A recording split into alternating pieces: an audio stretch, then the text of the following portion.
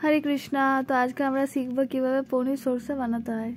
তো ফার্স্টে একটা পাত্রে তেল দিতে হবে, তার মধ্যে পনিরগুলোকে দিতে হবে এবং কিছুক্ষণ নেড়ে ভেজে নিতে হবে। তারপর একটা পাত্রে একটু পোস্ত বাটা, একটু টক দই এবং একটু সর্ষে বাটা দিয়ে সেটাকে জল দিয়ে ভালো করে মিক্স করতে হবে।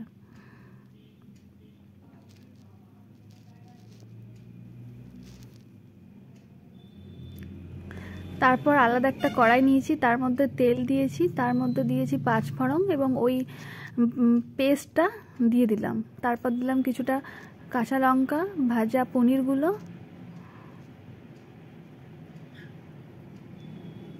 একটু নুন, একটু হলুদ, একটু চিনি।